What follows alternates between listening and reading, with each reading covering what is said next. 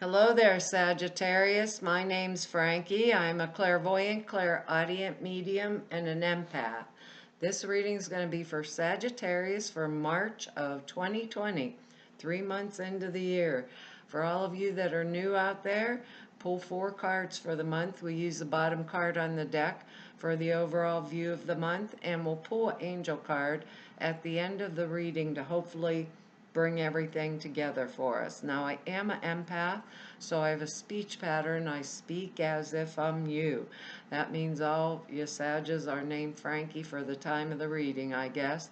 Look at your moon sign and rising sign. Get a more comprehensive view of the month. I also don't believe these cards are going to go week by week. I think they'll blend in and out throughout the month for us.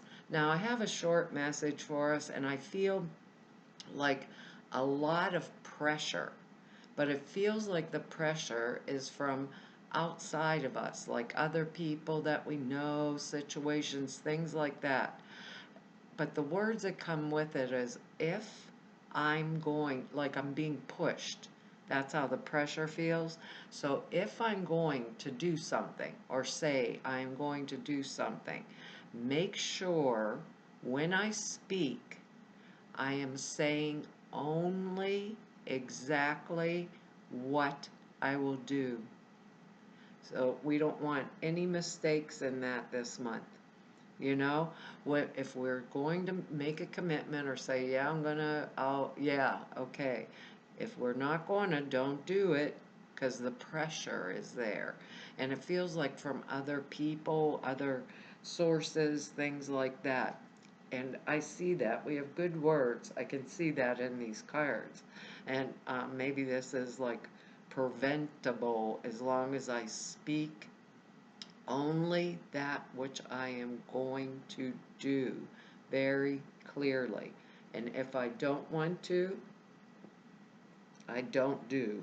That's exactly the way they're saying. If I don't want to, I don't do. Our words are good. Their simplicity, expansiveness, harmony, respect, and exploration, which is interesting. We got a card exploration here, but I don't know if it's exactly the kind of exploration we're going to be wanting or not, because we got the Nine of Swords on the bottom of the deck. And that's a tough one. The Nine of Swords is like extreme tension, unhappiness, what regrets over past mistakes, misfortunes, things like that. We're unhappy, and tense. We're unhappy. We're in a tense state of mind, is the way I want to say it, whether the facts bear it out or not. And sometimes the facts do bear it out, so it might be something, that is really important to us or we're really worried about. But I want to say it's nothing to lose sleep over. Nothing to lose sleep over because it's a card that means I'm being troubled by bad dreams and oh my God, what's going to happen next kind of energy. We might not know where it's coming from, but sometimes that kind of energetics comes up because it's something we need to process and get through or work through as it comes up to the surface. But I think that whatever it is we're changing or the changes that we make through this card forecast better things for us in the future. So I call it the card of the little man in our head. That's what it means to me. Did you ever have go somewhere and someone says a smart wisecrack to you, let's say? And usually that's us saying the smart wisecrack, but did you ever have that happen? Then you go home at night and you're thinking about what they said all day and you're saying, and I should have said this and I should have said that and I should have, but it's too late, right? The altercation, the encounter, however it was, the pressure, like our original message there, is already bypassed. It's all done, it's over, it's gone. And I'm the one in bed finishing the argument with the other person who is obviously sound asleep and doesn't care, one hairy iota of what I am, thinking in my head, what is aggravating me at the time, and it's just like, oh, well, that's irrelevant to them, and they're getting all the sleep they need, and I'm getting absolutely none. So it's like, shut off that kind of energy. And that's more applicable if when we don't want to do something, we don't commit to it. We say no. If we do want to do it, we commit to only that which we want to do. And we don't let others pressure us. And I'm saying it that way again, because the pressure feels like it's from outside, because our next card here is the Eight of Cups, and this is when, like, some situation where our only solution is to turn our back on it and go in another direction sometimes. It can be simple. This can be a kid coming home, for the holidays, maybe spring break, and then going back to college. For some of us, it'll be that, what there, what's there either isn't working out as we expected to, or it isn't important to us anymore. Like that Nine of Swords energy.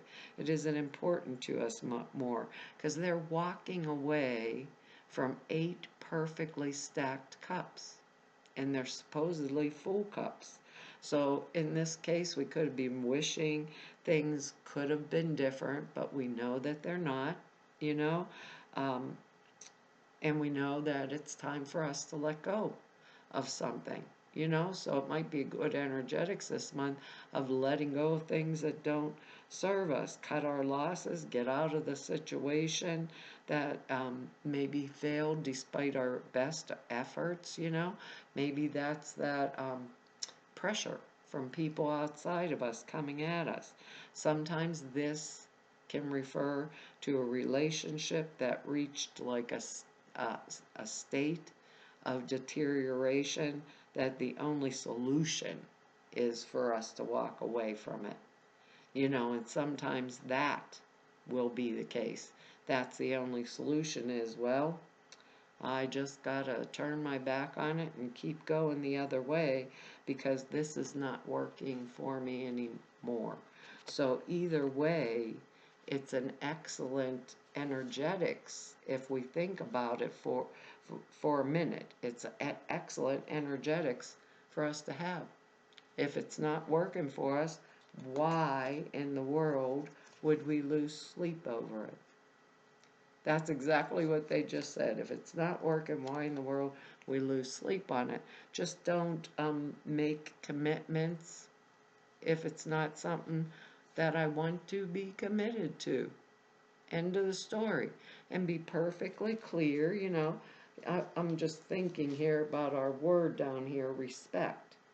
Be perfectly clear that I'm going to respect myself also in any decisions that I make. Because our next card here is the Two of Rods, or Wands, however you want to say it. This is kind of a strange card because twos are always about choices, right? And this Two of Rods energy is a strange one because there's usually some kind of unexpected, how do I want to say, unexpected thing or unexpected element that enters into the situation at hand. Something that we had not planned for originally or hadn't allowed for. So it has an element of surprise, but it means that we're saying yes to some new kind of enterprise with the expectation that we're going to achieve, like ownership, wealth, good fortune, because rods or wands energy usually can mean like business finance type energy. It means we're waiting for our ship to come in. We started something and we're like awaiting the results. We might, however, have to deal with something that's unexpected in some way, some type of a unforeseen problem, encounter unexpected like obstacles sometimes on the path, like I think it's like a bank loan is the way the card reads, that didn't come through. Partner defecting, um, the support we were expecting or counting on, you know, didn't come through. But still, we definitely decide with this card that we're going to pursue whatever this path is, right? We are going to pursue it at all costs because it's a means of validating who we are, like validating ourselves. So I think we're going to push through this weird kind of energetics of walking away from something that's not valuable and find a way, that's the way I want to say it, find a way that's forward and right for us, because we're not going to give up. You know, this, it's kind of like the energy of this is the right way for me, and I'm going to not lose sleep, and I'll walk away from the things that will detract me. So if it's a work energy, you know, I might be walking away from work and going and looking for a new job. I might be walking away from relationships that are pressuring me or forcing me to commit to something that I don't want to. You know, it's all that kind of energy coming up for us this month with the word respect to myself, expanding, keeping things simple for me, keeping my life as a harmonious life. And I'm sure we're going to do it in that manner because our next energy is the High Priestess, and that's a really high degree of psychic intuitiveness, like direct connection with the inner world, um, where the interchange happens first before anything manifests in the material world. So the invisible source, like that flows through us, that intuitive energy is very highly acute now, and we want to take advantage of it because it's really important. We might want to, with this card, it's almost like the hermit sometimes. Remove ourselves, go quietly within, get away from our day-to-day life, and tune into that inner voice. The inner voice that's inside of us, because that's where all of our spiritual awareness, right, is coming from. They're telling me to say it that way. The other thing is when that intuition's really high and on like that, right? And we got two cards that are supporting that. You know, when it's really high like that, we need to remember that the High Priestess, right, sees all but does not speak all. The High Priestess energetics, you have to ask them the right question to get the answer. They don't come forward and speak everything that they know. So you have to have exact question or you are not getting your right answer. So if this is a person maybe and not me, someone else, I'd be sure I was asking exactly the right question. And I'd respect this month my inner guidance on which way I want to move forward. And with that Eight of Cups energy, I dump the rest, right?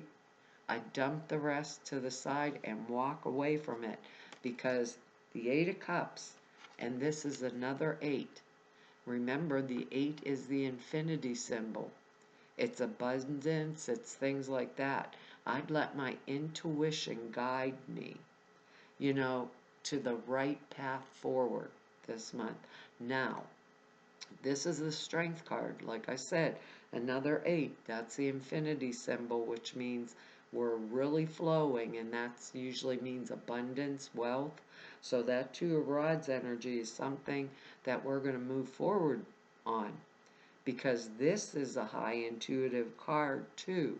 because it's when we come through severe trials, tribulations, and we triumphed and came out on the other side.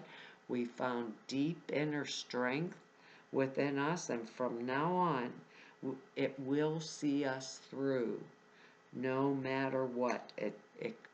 No matter what comes our way. So it's a strong card. It would mean we're firmly connected to our gut instinct.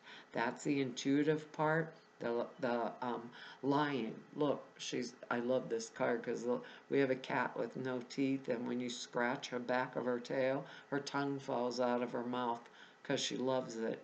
So that's what the lion looks like. That's like gentle energy, and here's this mild man or woman taming the lion here. So we're able to make friends with it, and we control that gut instinct, our clairsentience, not only for the benefit of ourself, what we know is right moving forward, but for the benefit of others. So emotionally, at that gut instinct level, we're connected positively to our animal self, our intuitive nature this month, and that will protect us and it will care for us, and it means our inner drives are just like our word down here, in harmony, and we have the word harmony with our outer needs. So we know that Two of Rods energy is really important. So if at this time, if there's something in conflict, right, with my intuition, it's not as important to me. My computer did a glitch. Sorry, I was like, what is that thing doing? It is not as important to me in making decisions as what I feel is right for me. So whatever direction we make, whatever decisions we make is what I want to say, or actions we take, they are going to be successful. Okay? So don't lose sleep over it. Walk away. I don't know if this is love or if it's work, if it's energetics like that. When our intuition tells, and don't make commitments that unless we really want to, like that original message, respect ourselves, respect our intuition. We have two cards of intuition this month, and we have a card of a different path. So if something comes up, right, this is the card of the unexpected. So I just gave this example, and it works with one other card too. Now I forgot already what I said, but it's the same kind of example. Oh, Five of Pentacles. If, right, let's say I pick George as a new business partner in this creative idea going to go through, and we're both putting up half the money. 3 people wanted to join with me, right? And I picked George. I thought, oh, George is the best. I didn't use my intuition. George had the money. George is a nice guy, whatever. At the very last minute, George says, oh, I changed my mind. I don't want to waste my money in that, right? I didn't pick him because the high priestess told me. I didn't pick it for that. So there was 2 other people. I have a backup plan. If I'm going for a loan at a bank and they say, oh, we pre-approved you, and then at the last minute they back up, I would have went to 2 other banks to have that backup plan so I could do whatever it is I want. Because there's an unexpected thing in this one, but I know, I have backup. So remember that this month. Have the backup. Do not commit, right, to something I don't want to do. And if I do commit, only do it for the part that I want to commit to. Respect myself, like my word down here. Keep it simple. Keep it in harmony and balance, inner and outer. Trust my intuition this month. And if it's not right for me, can it? Turn my back on it and walk away. I don't know what this is going to mean to us, but it'll mean something really important, especially if we're being pressured into things maybe at work or pressured through relationships or other people or energetics like that. We have two heavy duty cards here that are going to guide us and show us the way, and our angel card is trustworthy guidance. So make sure where I'm going with all of this. Don't know if this is going to be walking away from a love relationship. Sometimes it is. That I was losing sleep over, and my intuition was on about it the whole entire time. Maybe it's like walking away from a job or people, situations that pressure me. Trust it this month. It says, you received this wonderful idea as an answer to your prayer. This idea is real and trustworthy. You can safely move forward with it knowing that we are with you every step of the way. Ask for, be open to receiving our support for anything that you need related to this idea. That's an excellent card to go with this reading. We get both intuitive cards in one reading. That's pretty good. It says the angels gave you this card because they want you to believe in your ideas, which are answers to your prayers, and you can trust them. You'll be supported as you move forward to put your idea into action, as long as you check in with your angels regularly for continued guidance.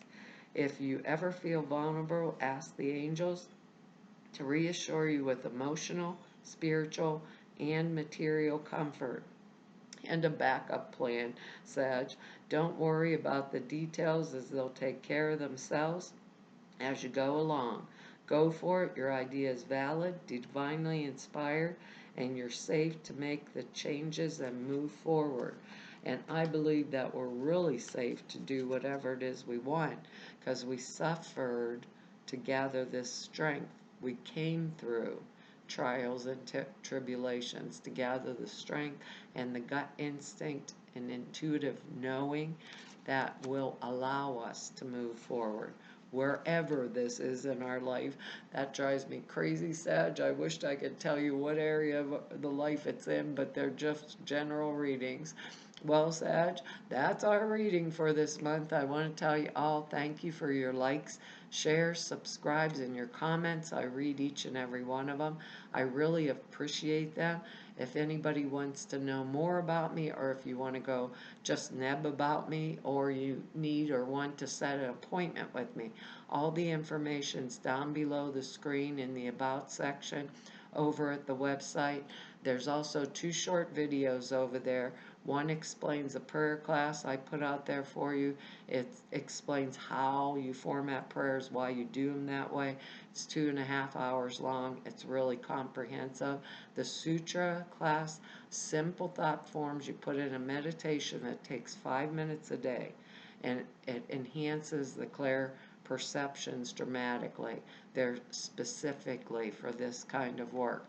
And everybody I've met through 4 whole years now doing YouTube videos, and all of you I've met through 32 years of doing this work, I want to tell you all it's been an honor, privilege, a pleasure, and joy to serve you.